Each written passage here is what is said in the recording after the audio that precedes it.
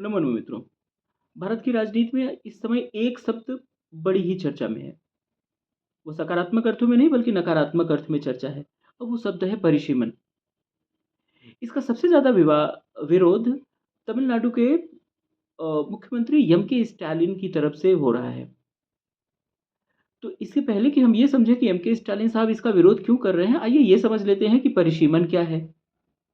परिसीमन को एक तरह से देखा जाए तो जैसा कि हम जानते हैं कि भारत एक लोकतांत्रिक देश है या जितने भी लोकतांत्रिक देश हैं उनमें उस देश की सीमा को कुछ कॉन्स्टिट्यूएंसीज़ में बाँटा जाता है, जहाँ से उस देश की संसद में निर्वाचित होकर के प्रतिनिधि आते हैं। अब क्या होता है कि देश की जनसंख्या हमेशा स्थिर तो रहती नहीं, वो बढ़ती रहती है।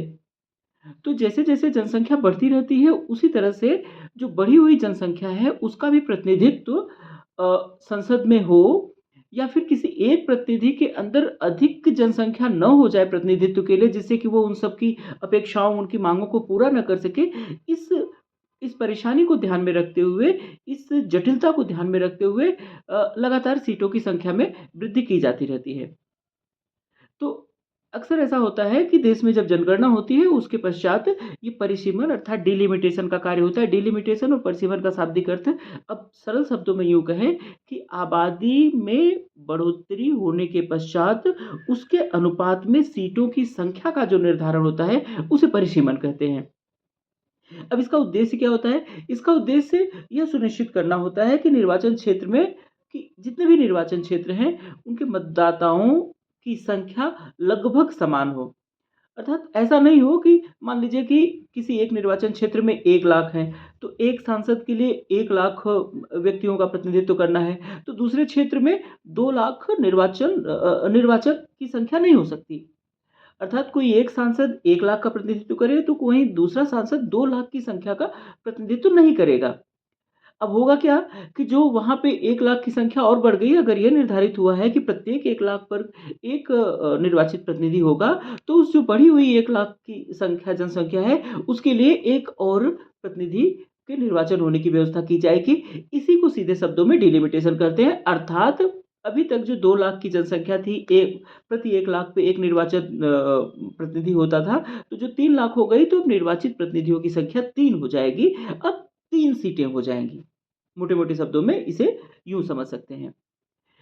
डिलिमिटेशन की ये जो प्रक्रिया है, ये एक संवैधानिक प्रक्रिया है और इसका उल्लेख संविधान के अनुच्छेद 82 में किया गया है और ये तो 82 संसद में सीटों की संख्या के निर्धारण के लिए और संसद का ही अनुच्छेद 170 का उप उप भाग 3 है, जिसमें कि राज्यों की विधानसभाओं में सीटों की संख्या में घटोतरी-बढ़ोतरी करने के लिए वहाँ पे ये व्यवस्था की गई है। कि ऐसा होता है कि प्रत्येक जनगणना के पश्चात परिसीमन का कार्य किया जाता है और इसका कार्य किया जाता है एक परिसीमन आयोग के द्वारा, जो संविधान द्वारा प्रदत्त शक्तियों के आधार पर जिसका गठन किया जाता है।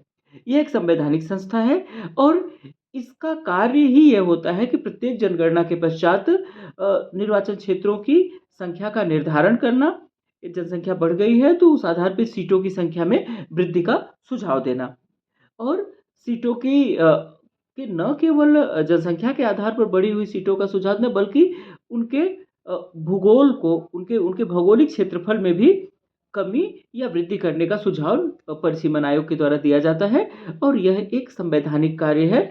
नि परिसीमन आयोग निर्वाचन आयोग के साथ मिलकर के अपने इस कार्य को अंजाम देता है। परिसीमन आयोग का कार्य सिर्फ इतना ही नहीं है कि वो निर्वाचन क्षेत्रों का निर्धारण करे, उनकी जनसंख्या का निर्धारण करे, सीटों की संख्या का निर्धारण करे, बल्कि उसका कार्य ये है कि देश में एससी, एसटी वर्ग की सीटों के लिए भी कितनी आरक्षित उनकी सीटें होंगी, उसका भी निर्धारण इसी परिसीमन आयोग के ज़िम्मे होता है। तो अब ये देखने में तो इतना सीधा-साधा लग रहा है, तब आप सोच रहे होंगे कि इसका विवाद क्यों हो रहा है इस पर? तो विवाद दक्षिण के राज्य तमिलनाडु से ज़्यादा आ रहा है। अन्य राज्यों में इस तरह का विवाद नहीं हो रहा है, लेकिन एम के स्टालिन चूँकि वहाँ पे निर्वाचन होने वाले हैं, तो वो अपनी कुछ पॉलिटिकल गेन्स के लिए इस पर एक विवाद खड़ा कर रहे हैं।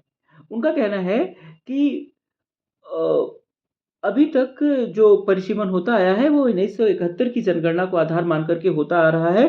तो इस बार भी जो परिसीमन होगा, जैसा कि हम जानते हैं कि 2026 में परिसीमन होना है, तो इस बार भी परिसीमन 1971 की जनगणना को आधार मान कर के हो, क्योंकि 1971 के पश्चात दक्षिण के राज्यों की जनसंख्या घटी है या उसमें उतनी ज़्यादा वृद्धि नहीं हुई जितनी कि उत्तर के राज्यों में हुई है। तो यदि परिसीमन सिर्फ जनसंख्या के आधार को मानते हुए परिसीमन किया जाएगा, तो उत्तर के राज्यों को सीटों की संख्या के लिहाज से फ़ायदा होगा और दक्षिण के राज्यों को घाटा होगा, क्योंकि उनकी सीटों की संख्या लोकसभा में घट जाएगी।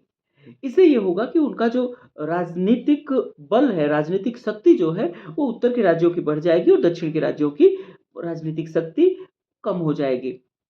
हालाँकि सामान्य दृष्टि से देखें तो यह थोड़ा-सा वाजिब तर्क लगता है। लेकिन यह उनका जो तर्क है, वह बड़ा ही प्रीमैच्योर है, क्योंकि जब इस तरह के विवाद उठे, तभी भारत के गृह मंत्री माननीय श्री अमित शाह जी ने यह आश्वासन दिया दक्षिण के राज्यों को कि परिसीमन जो भी होगा, वो सिर्फ़ और सिर्फ़ जनसंख्या को आधार मान कर के नहीं होगा, बल्कि वो प्रो राटा बेसिस पे होगा, जैसा कि अमेरिका में होता है। अर्थात उत्तर के राज्यों और दक्षिण के राज्यों में सीटों की वृद्धि एक समान अनुपात में होगी, जिससे कि दक्षिण के राज्यों को कोई विशेष घाटा नहीं होगा या घाटा होगा ही नहीं, जैसा कि उनकी आशंका है। तो ये आशंका निर्मूल है।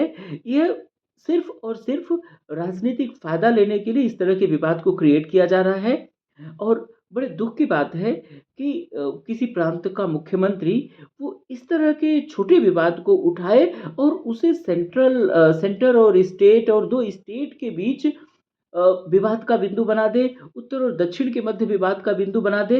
इससे तो देश की संप्रभुता को, देश की एकता और देश की अखंडता को खतरा है। हमें ऐसा कोई कार्य नहीं करना चाहिए जिससे कि देश की एकता और अखंडता को खतरा पैदा हो जाए। हम सबको अपनी ज़िम्मेदारी का निर्वहन करते रहना चाहिए और हमें यह ध्यान में रखना चाहिए कि हम राजनीति करें, लेकिन राजनीति देश की सुरक्षा, देश की संप्रभुता और देश की अखंडता की कीमत पर तो नहीं होनी चाहिए। सोचनीय विषय है। धन्यवाद। जय हिंद, जय भारत, वंदे मातरम।